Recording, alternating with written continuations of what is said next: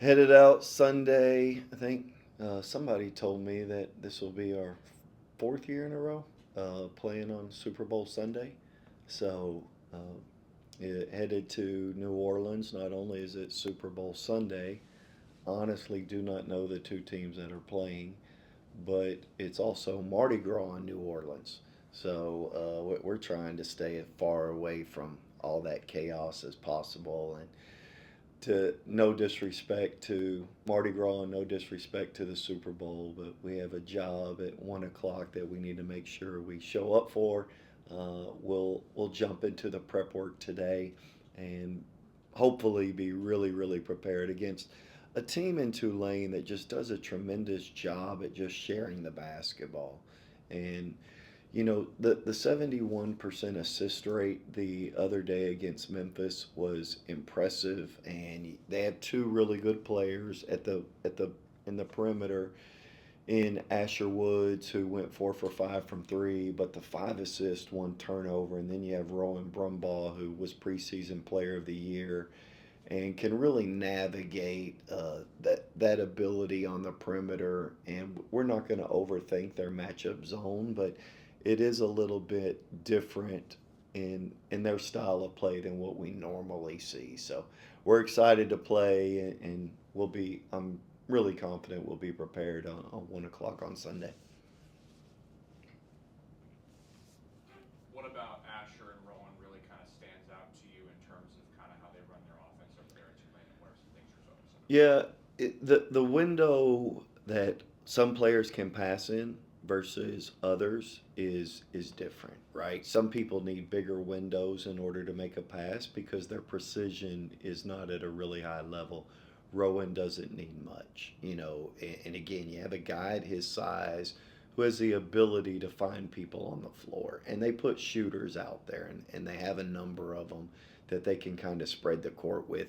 But what makes them a little bit different is you have a guy in Ringgold, number 0, who at the 5 spot, I believe he shot 41 threes so far in the year. So now you get our guys who aren't used to defending a perimeter 5 in their 5 out system who can spray you from 3 point line.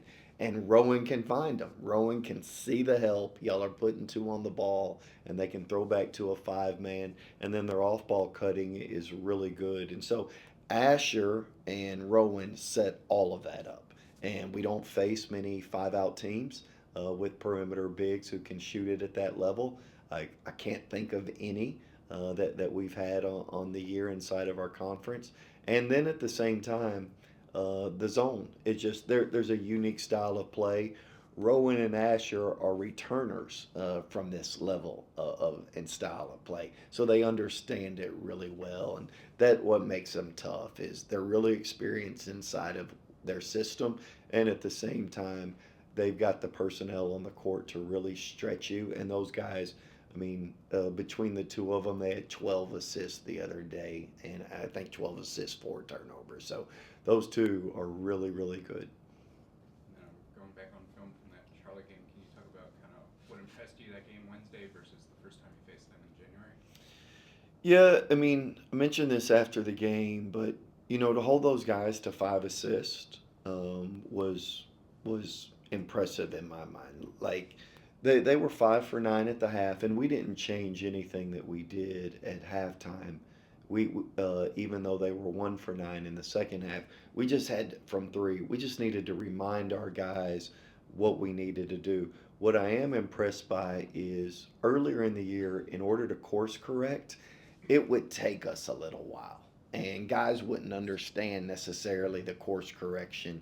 I'm not going to go on a tangent here, but the open shot will always hurt you more than the mismatch. Okay, you don't want to give up open shots. I'd prefer if you've got a 7 footer and we've got a 5 foot 1 guy, let the 5 foot 1 guy guard the 7 footer rather than let's maintain our matchup and leave some guy open and now there's zero resistance. And so what we were doing is because we're switching defense on the perimeter is there's matchups you want to maintain, and sometimes game to game it's different, and guys forget. because the habits have already been built in. And you have to course correct, and you got to remind guys that this is what we're doing, and really just impressed at how, like, I mean, we can do it now from the sideline. It used to take timeouts, it used to take halftime in order to course correct. Now it doesn't. And I thought that our guys, once they went through it, we botched two of them by Mingo. Obviously, he was 2 for 3 there in the first half. We botched two of them, but he was 0 for 2 in the second half, and you can watch us handle that. Just how we were defending the 3 point line a little bit better. And we're top 50 in the country at defending the 3 point line. And so our guys understand the urgency. But go back to Damani Harrison and his ability to get 10 threes. The first time we played him, he shot one. So I thought our guys, when we botched it, we course corrected pretty quickly. On that zone that Tulane plays, have you seen what they try to like force teams into with it?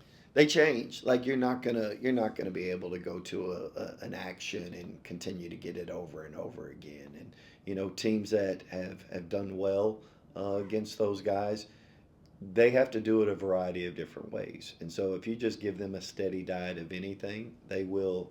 They do a good job of morphing into something else, and that's the value of a matchup. Is like you don't know where the help is coming from. Sometimes you can go into a game, and if it's their man, you understand their pick and roll coverage, and this is what's going to occur.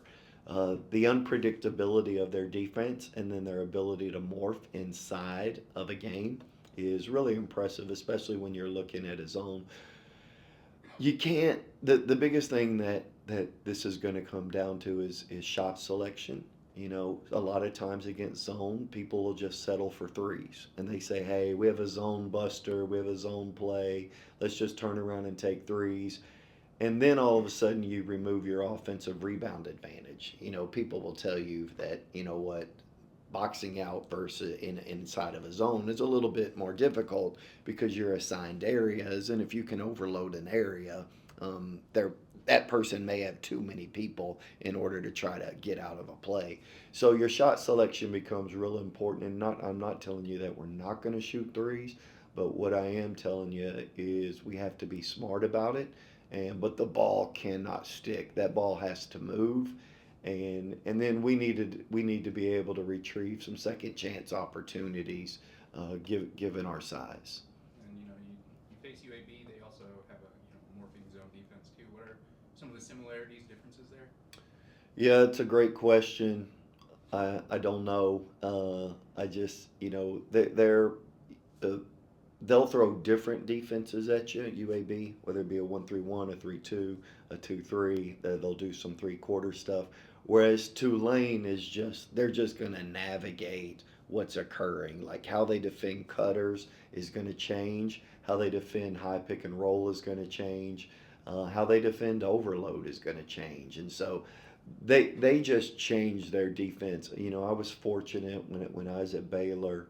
We played a zone a good portion of the years that we were there that did really well. I mean, we would advance and get to Elite Eights and Sweet 16s with this morphing zone. So just having been around it and seen it, just and I thought we were good at Baylor. Just really impressed at how well they do it. So.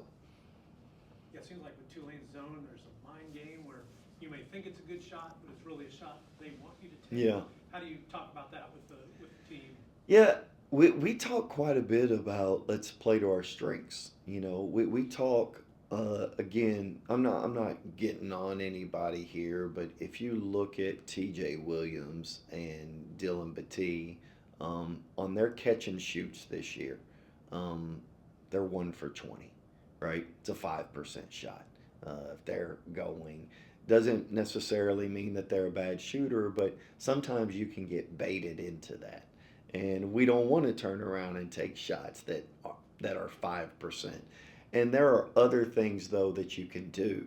And for instance, going back to, I thought TJ was just phenomenal at sometimes teams will plug, they'll stand in the paint on him.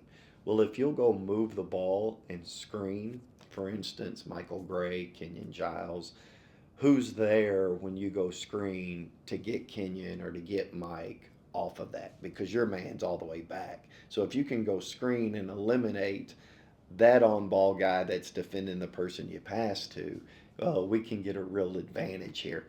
And a lot of times, if you'll give it up, we'll get it back to you off of a short roll on account of the plug is so heavy in regards to being in the paint. So I think guys understand their strengths, and we just encourage guys to play to their strengths.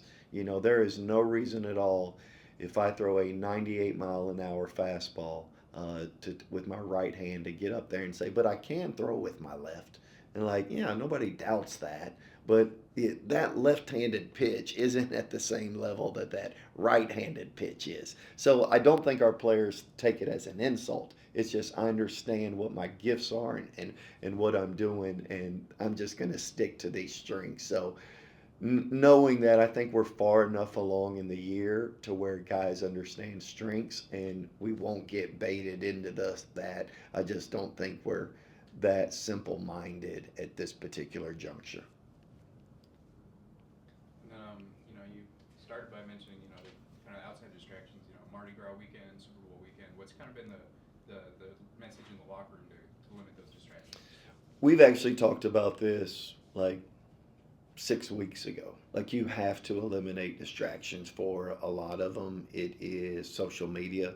No offense um, to social media. Weston does a good job. Weston actually does a phenomenal job of just monitoring it. But I think our players became aware of some of the backlash and criticism that you get after the DePaul game. And that there were obviously some really appalling statements that were made after you lose a game of that nature. I go back to what Craig Porter told me: just do not engage in social media. Encourage your players, encourage your staff not to do it. You realize that these people that are saying these things, they're not your fan base. They're the fringe. They're the 5% who love you no matter what you do. You could get beat by 100, and they'll say the Shockers are the greatest. And then you have your other fringe who that you didn't win by enough, and you didn't do this. And so I think our players really experienced it. We had to address it quite a bit after the DePaul game. It's the nature of sports. It's the nature of collegiate sports, especially once you begin to get betting and a number of things involved. You're going to get a fringe element that's out there. And so we've really encouraged them. And so this is not a message that's new. I mean, trust me, I really trust our guys. The way that you earn trust is you do what's right. If you do what's right, you're going to be trusted. We've had guys that have done what's right on the court, off the court. So I'm telling you, it's a non-factor being in New Orleans this time of year for our group. Seems like this team has improved defensively second half of conference season in the past. Is the Charlotte game a sign that those kind of steps forward are underway? Hope so. We've been good. We've been good at home. We haven't been very good on the road, and it's the old cliche: defense travels. Defense needs to travel, and we've been good defensively at home, regardless of the opponent. Other than that Rice second half, but we've been good at home. But defense does need to travel, and we need to do a much better job defensively, and it starts with Tulane. Anything else? Thanks, guys.